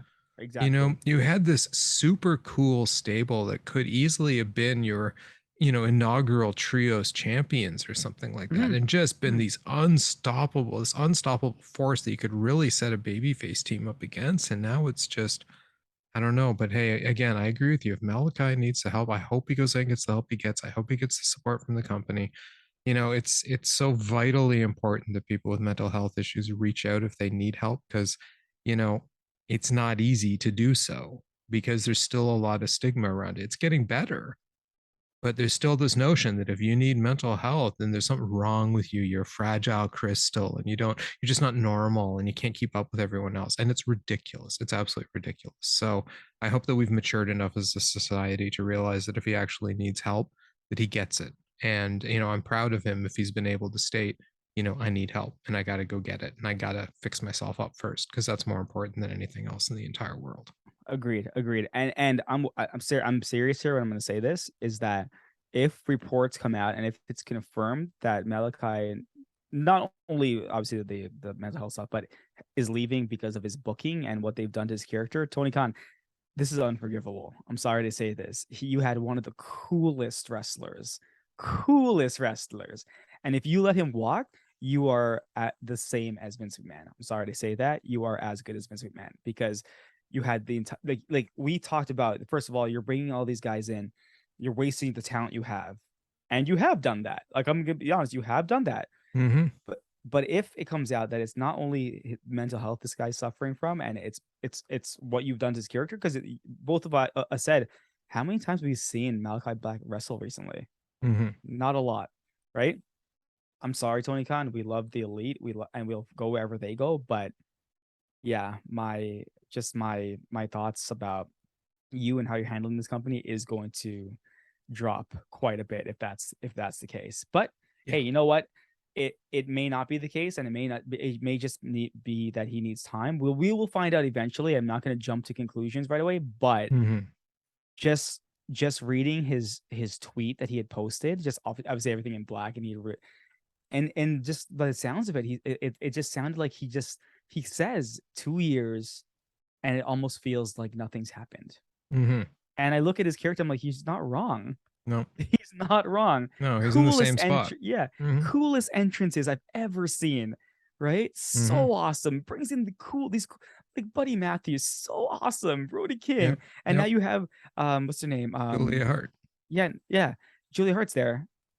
And this happens, and you're the cause of it. I'm sorry, man. I yeah, these are the kind of things where I'm like, I appreciate your brand, but it does taint it a bit, right? Yeah, and I So mean, it's kind of at the point where I'm beginning to get legitimately concerned about some of AEW's booking mhm, decisions. The good news is, no matter how you book the elite, unless yeah, you book them into oblivion somehow, their matches will always be good. So you can always amazing. look forward to amazing matches, Yeah, right? The wrestling, the one thing we always have on AEW though is the caliber of the wrestling in spite of yeah, the booking decisions. Which, yeah. I mean, if you take a federation like the WWE, you have bad booking decisions and mediocre wrestling, and that just doesn't help. Agreed. And though apparently, their booking is getting better, whatever. I don't care. It's WWE. There's nothing you can do that can convince me to go there unless the elite signs with them, because Agreed. we go where the elite goes. Yep. But yeah, it's just, Tony, Yeah. because I know you totally listen to us and you listen to everything we say, of course. So, but yeah, no, seriously, the booking, Do something with it. I'm tired of seeing what's starting to sound to me like, you're pushing the guys that seem popular with the fans because you want to jump on bandwagons and this and that. And we love the long-term storytelling in Yeah, AEW. agreed. But in some cases, the long term seems to be very short term because what the heck are you doing at the House of Black, for example? What did you ever do at the House of Black? We kept thinking there was a long term story, but there was no story at all. Yeah, Right. Or they get exactly. bogged down in these silly, silly feuds. Right. And Miro, for all of his cool promos about being a redeemer, which have gotten rather stale recently, he's pretty damn boring in the ring. Agreed. Okay. And So, you want to keep throwing Fuego at the House of Black? Are you kidding me right now? yeah, I Like that's what you know. were doing? Yeah, Come I on, know. man. Like Like that's that was just nuts. Right. anyways, we just hope Malachi gets better and we Mm-hmm. hope to see him back in AEW. Yes, That's it. That's all exactly. I'm gonna Yep. say. No, I'm with you on that as well. Yeah. Moving along, then we go to the CM Punk versus Jon Moxley, our main event. CM Punk challenging champion Jon Moxley. So, of course, Punk gets out to the ring. He's the challenger. He comes out first to a huge reaction, and Mox starts off in the back somewhere lost with William Regal to help him find the ring. And he spends quite a while going because he's got to stop in the arena and jaw with some fans and pose in front of others. Though I really admired his entrance, to be honest, because he was really getting into it with the Chicago fans. It was pretty great. Um, Anyway, Punk starts the match by demonstrating that his left foot is fine, offering it to Mox, putting weight on it. Mox just reacts by sitting cross-legged in the ring, imitating Punk. Punk gets a head kick early, some corner knee strikes, hammer and anvil elbows right into a GTS right out of the top. But Mox kicks out, only two. Punk does a tope suicida, shoving Mox actually into the crowd. At this point, they fight out into the crowd. They come back in. The ref has tossed out any notion of a 10 count. Mox is thrown into the steps. At this point, there's actually dueling chants. Like you can tell a good chunk of the audience is still behind Mox, even though we're in Chicago. Mox sends Punk into the ring post, which splits Punk open, and then he works over the wound, licks the blood off of his hands in classic Mox fashion. Turnbuckle elbow shots from Mox, and knee breaker, and then a gable grip on the side of Punk's foot. And this is your story. At this point, he's working over Punk's foot. So, he's doing everything he can to get at it. Single leg crab, which he turns into an STF where he rubs his head. Then he wrenches the leg back. Punk only gets out of it by poking Mox's eye, but then Mox locks Punk's leg in the ropes, drop kicks it, just looked vicious. Then Mox puts a figure four on Punk, but Punk gives him the figure, manages to get out of the hold. And then there's a pile driver for two. Mox gives a pile driver to Punk for two. Mox goes to the apron for another pile driver, but Punk manages to pull Mox's legs out by jumping himself out of the ring, basically sacrificing himself to take out Mox's legs. Punk sends Mox into the ring post, but he's selling his leg at the same time, gets him back in the ring, some head kicks into an anaconda vice, but Mox gets out of it by biting the wound in Punk's head. Mox then kicks his head in the classic hold his arms up and kick his face into the mat. Runs the ropes, but Punk catches him with a kick and a body slam on his injured knee. Punk goes for the elbow off the top on his injured knee, and Mox catches him into the bulldog choke, but Punk rolls out. Punk goes for the Juji Gatami. Mox rolls through, gets him into another bulldog. So now at this point, Mox seems to be trying to finish the match with the bulldog choke. So he's trying to get it on however he can. Punk kicks out. Mox goes for an ankle lock, but Punk manages to reach the ropes. Punk catches Mox with a roundhouse on his injured leg, but Mox drops him with a forearm. Both are down. Punk goes for the GTS on his injured leg, but Mox escapes. Punk gets a net breaker, net breaker. Yes, he had a net in the ring. Punk gets a neck breaker. He goes for the GTS again on his injured leg, but Mox catches him and gives him the Death Rider for a 2 count. Mox now hammer and anvil elbows. He wants to finish this off. Goes for the bulldog choke. Punk powers up, stands up on his injured leg, goes for the GTS, but can't quite make it up. Punk rolls through though again, gets him up into the GTS and lands it on his injured leg. Do I need to keep repeating? Mox bounces off the rope and lands on Punk's back. So they kind of lie there for a sec. Punk then stands up again on the injured leg, another GTS to Mox, and counts the 3. We'll talk about the afterwards after. What did you think of the match? So there was a guy on our podcast who said, you know, CM Punk's gonna lose this match. That guy was not Yep. me. I said there was no way CM Punk was losing this match in Mhm. Chicago. No way. And remember, I had said to you, the only way he would lose it is if MJF returned and interfered in that match. It was the only way. But then that wouldn't make any sense because MJF wants a belt, right? He wants a belt. Like that's what he's always wanted. He wants to be the king of the hill. So that Mhm. storyline wouldn't have made any sense. So I'm like, okay, so Punk is not losing at All Out. The match itself, I know you you love your storytelling Mhm. and you love the fact when people sell stuff as you were attacking Anthony Bowens early in the nights, attacking Yes. him. But hey, he sold it more than Punk did at this point, right? Um, Yes. um, what can I say about this match? It did its job. Like Punk was bleeding, Mox didn't bleed throughout the entire match, which was Yeah. kind of odd. Mox, I don't know, maybe he had an off night. Um, the match itself, like, yeah, he was working over his leg, but remember, Punk said Mox was not the guy to kill him. You can do whatever you want, and Mox took it to him. Like at the beginning, I was like, wait. He hit him with a GTS. This match is not over. No, and of course Mox kicked out. So I knew Right. that it wasn't going to be like a really short match. Um, Credit to the fans. Like you're right. It was more torn than I thought it was gonna be. I thought it was gonna be Mhm. more CM Punk, but hey, Mox has a lot of supporters regardless of where he is, right? Yep. So Mox is one of those guys that he's like a John Cena now.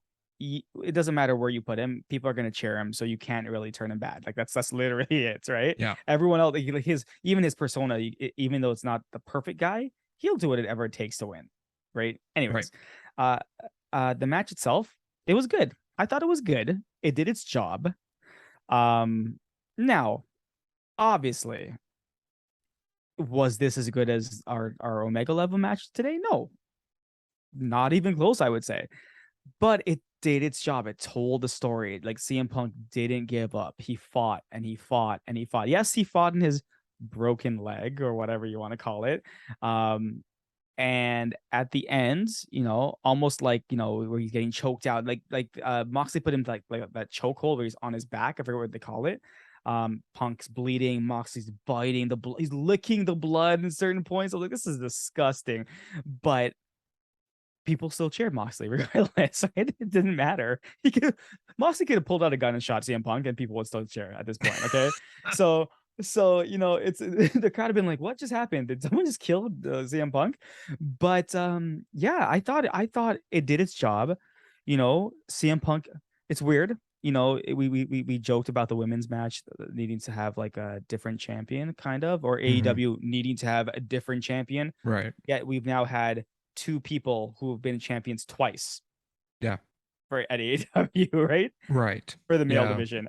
So you're telling me you want to push your new people, but okay, whatever, Well, AEW. yeah. Do what you will, right? Right.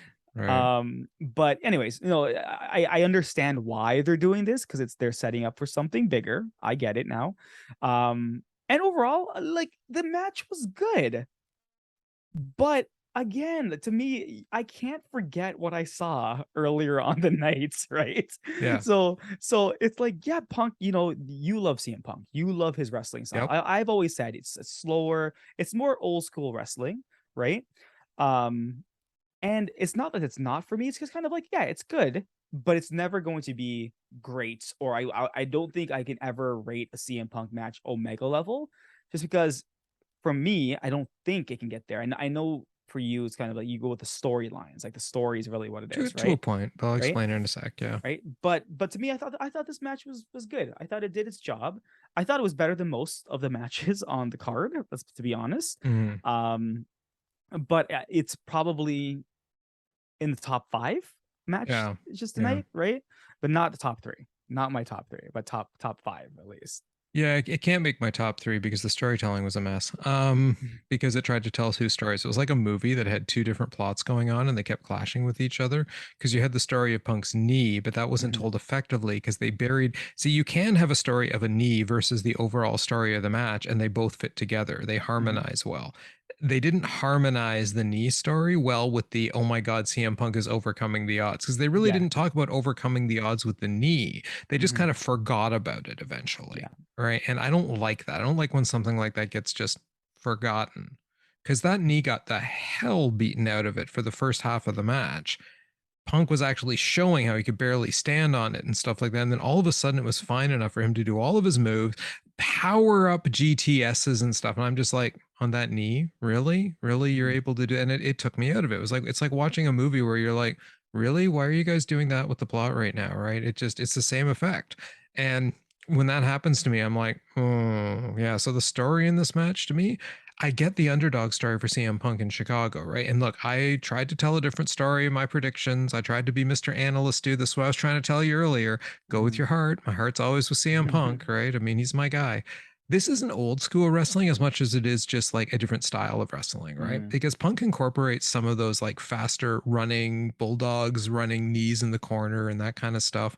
It is kind of hold based. He's got a submission holds. You're going to see a lot of hits. It's like a combination of kind of American and Japanese styles of wrestling in some places with a little bit of lucha thrown in, like both Mox and Punk can wrestle a little bit of that more high flying style, but they don't tend to.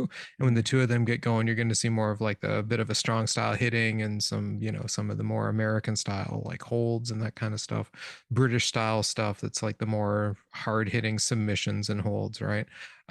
You love yourself some Mexican lucha wrestling. I was Yeah. literally about to say that, and I'm like, Bill's gonna say I like my luchador wrestling. Yeah, you do. You love your luchadors. So yeah, you want the crazy flips. You want the like really I really do. fast paced. Everyone going everywhere. You're Oh my 100% god, chaos! And you know what? I love that stuff too. right. But you know what? Kenny Omega will wrestle a lot like CM Punk and Mox in some occasions too. I mean, you've seen those matches against Like why Danielson and no, stuff like I'm that. going back to Japan. Oh, Come Okada. on. Thank you. Why did I not remember Okada's name? Okada. Yeah, and I mean, they're not necessarily always fast paced, but they're telling stories and They they're really are, good. but you know what? The one thing that I always differentiate Kenny's matches are the spots, right? Like the big Hmm. spots. Like yeah, you're right. Like you're right. They might be a little bit slower Hmm. in who he's facing off against. But like for example, when he's facing Okada, there will be spots where he's flying outside, Hmm. where again the luchador stuff comes Yeah. in and he starts stomping. He puts a table on the guy and then stomps through the table. Like those Right, right, crazy, right. crazy Yeah, spots, yeah. right?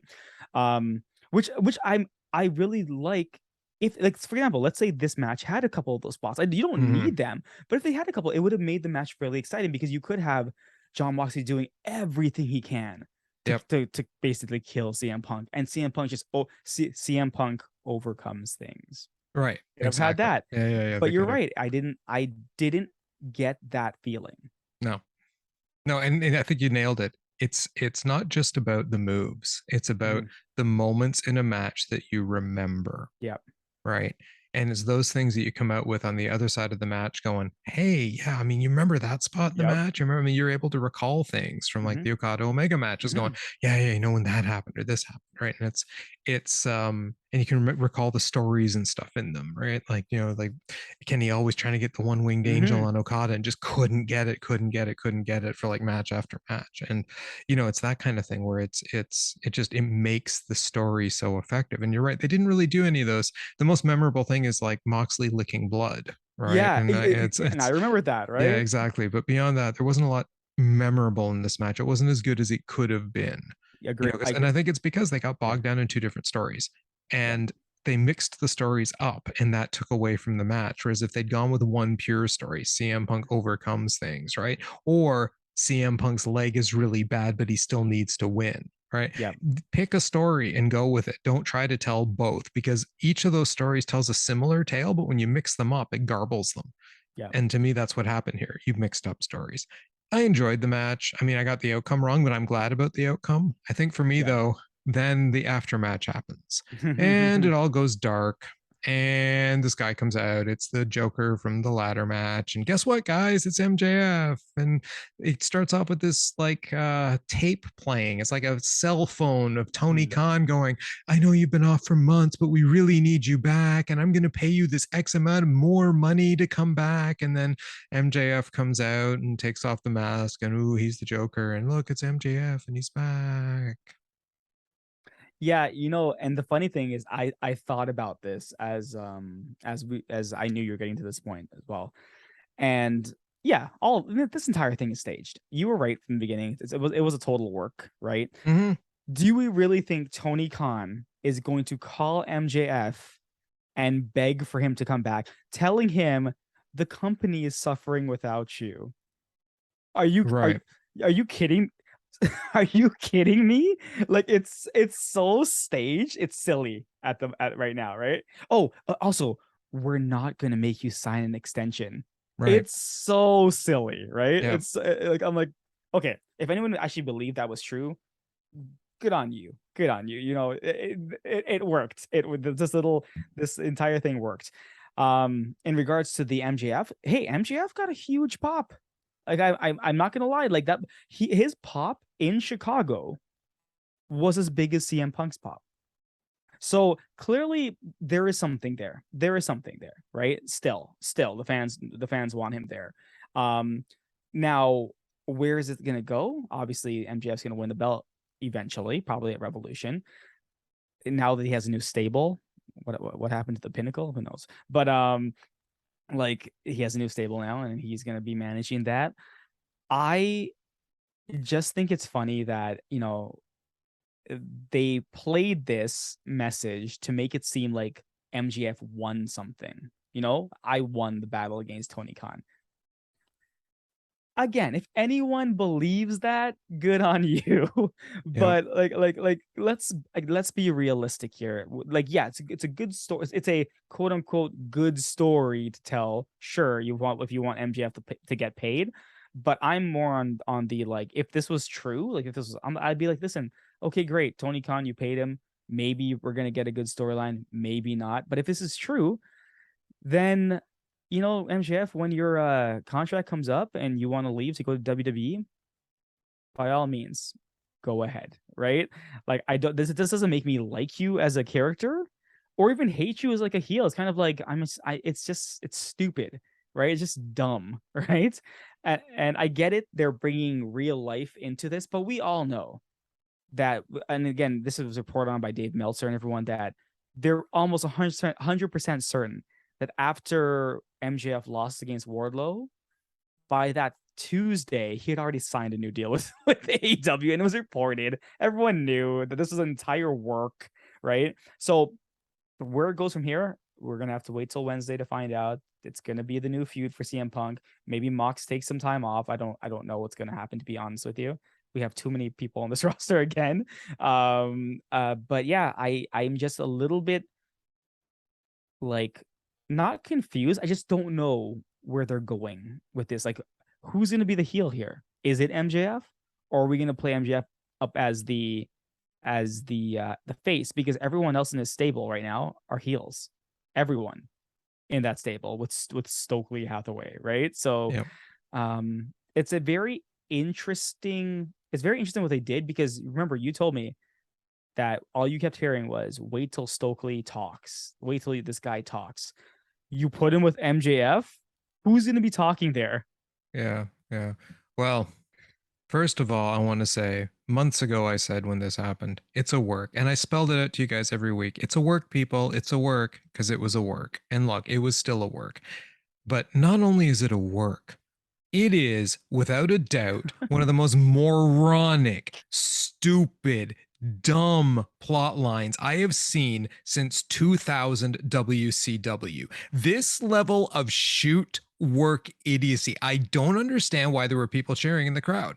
It was ridiculously dumb. Who the heck buys an answering machine message like this that is actually I know. real? I Honestly. know. Oh, come back to the company, MJF. Oh, we need you so much, MJF. You're just so.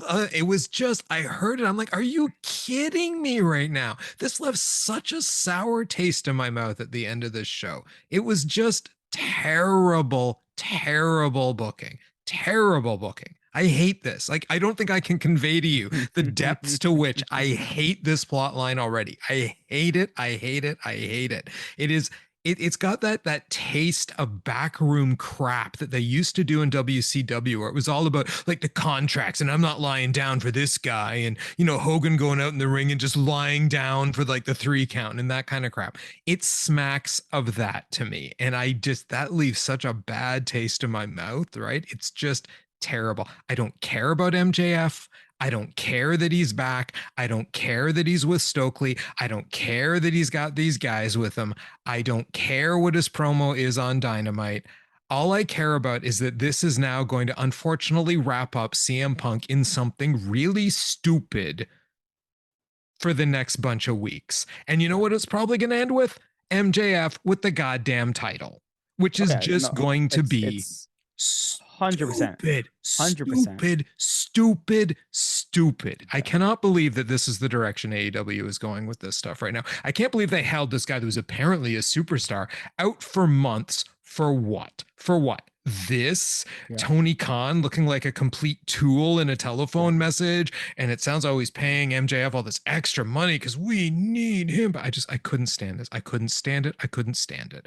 It's just dumb. Get this, that this is WWE, WCW 2000 level stupid booking. This is the kind of thing that turns me off wrestling. I can't stand it. You go from this amazing, Young Bucks, Omega, Yeah. Dark Order, Hangman match at the beginning to this. I mean, God, what a show. What a show. I left All Out last year going, oh my God, can you believe what just happened? Bryan Danielson, Adam Cole, we had a CM Punk match on it. And I left All Out this year going, what the hell was that crap? And I'm, like you said, he got a big pop.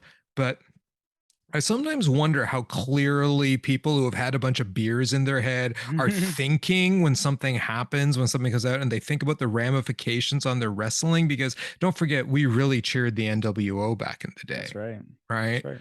They were really popular, right? And then they took a colossal dive into terrible booking, and that was the end of the NWO.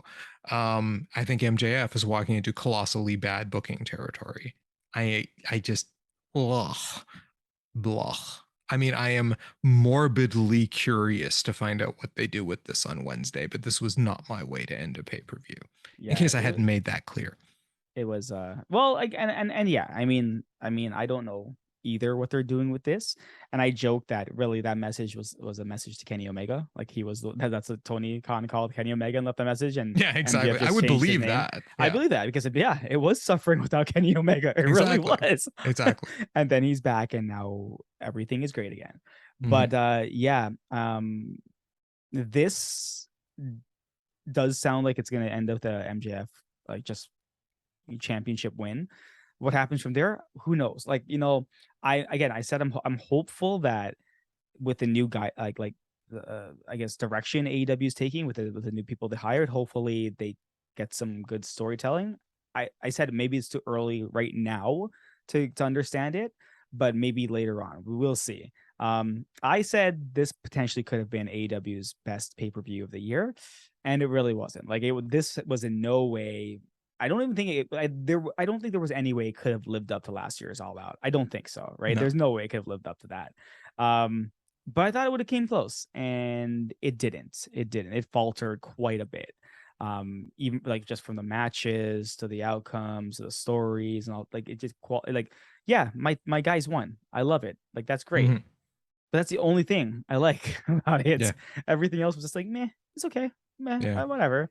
Right. And that's a concern to me because that means it, like WWE, you get maybe one good match and the rest is just okay. Right. So, Yeah. Is this their worst pay-per-view of the year? well, Forbidden Door was great. Mhm. Their, what's it called? Double or Nothing was good. Double or Nothing was good. Yeah. Yeah. Double or Nothing was good. Before Revolution was great. Yeah. Everything else was really good, except the only thing we were missing. We had said, oh, maybe Kenny was coming back in those ones. We were like really Yeah. hoping and wishing, but that was the only like bad part about them. Yeah, potentially this could be their worst pay-per-view. I wouldn't be shocked if the numbers came out and it said this is the worst selling pay-per-view. However, to counter that, with the returning MJF and the rumors that were going around and the amount of fans that were cheering for this, I wouldn't be shocked if this ratings wise was their highest, right? Maybe because we don't like it, obviously, being the elitist that we are, doesn't mean that it didn't sell well, right? I mean, there's a difference between it selling well, and I want AEW to sell well because we get more content. But I also don't want some of the content they're giving us, right? I want the elite content and some good stuff. But you know what? I don't know. I guess Wednesday we are going to find out. Like, that's the thing. Now I'm very curious. What are you gonna do? Like, what are you doing, AEW? Right? Like, I just have so Punk is still good because you can't have two heels. MJF, everyone hates him, so he's still the bad guy. So I'm very curious because, oddly, MJF said nothing on the mic. He just kind of looked at CM Punk and did the whole WWE thing where you signal the belt or you point and you see whatever, right? It's like WrestleMania. I want the belt. Yeah. I'm MJF. Yeah. So yeah, I am interested to find out what is happening. But again, I'm more interested in seeing my trio's champions in the ring too. Wednesday. And CM Punk, now that he has bled with Jon Moxley, joining the Blackpool Combat Club, so they take on MJF in his stable. Could you? But you know what? That's frozen. But you know what? That's now that I'm thinking about that, you are probably right. It's not a terrible idea. No, you're right, because CM Punk will continuously get attacked. Who's gonna help him? Yeah, Jon Moxley. He's got right? no friends, right? So maybe it's gonna be Jon Moxley, because as you're right, he bled with him and managed to gut it out and beat him by the end, right? Which that earns you respect in the Blackpool Combat Club. Yep, fairly beat him. That's the only direction I see it going. Yeah, I mean, I'm like, and there's some pretty interesting matchups there. I wouldn't mind seeing Lee Moriarty and Wheeler Yuta, but I mean, I really don't need any more Austin Gunn on my television. So, and I don't need to see a bunch of Stokely. It's just or MJF. But anyway, I guess we'll find out. We'll see. So yeah, that wraps up our review then of AEW All Out 2022. But we like to end these shows with our thought of the day. So what is your thought of the day, the one that summarizes the pay-per-view for you? Well, I mean, again, summarizing the pay-per-view, like this is going to be not a cop-out, but it's a truth. Something I always say, and I did it here again, and I'm not going to do it ever again, is you never bet against the elite. Just never bet against them. And I did. And guess what? I got it wrong. It turned out to be the best match of the night, the most excited, Omega level. And our boys became champions yet again. So I'm leaving it like that. Never bet against the elite. That is an excellent thought of the night and a word of advice to everybody. Never bet against the elite because they are currently carrying AEW. And on that note, you get my thought of the night, which, Tony Khan, this one's for you. There's a book called The Rise and Fall of WCW. I would really like you to go and read it. That is all. Thank you. So before you close it off, Bill, what was the final tally? That's a very good question because I haven't added it up. I'm going to say that I probably won. I think you did. I think I did as well. I think I didn't win by a whole lot. No, by the end we both started going back and forth. So yeah, I think you probably won by 1 or 2, but I'm pretty sure you won. Yeah, I'm pretty sure I won as well. I mean, I'll confirm that for us on Wednesday, but I'm very sure that I think I won by about 1. But it's very close. It's very close. We both bet against our guys, though. I should not have bet against CM Punk. I bet for the elite though because I go where the elite goes to, right? So. And I bet against Kenny Omega. What the hell? What were you thinking? Yeah, you were overthinking. That's what happens when we overthink. Just that's my other advice to all of you out there. Just go with your heart, everybody. Go with your heart. You know what? I'm an analyst as my job. This is what I do. I overanalyze things, and we keep told don't overanalyze. Don't recreate the wheel, right? Yeah, I'm a writer. I go with my heart an awful lot. So there you go.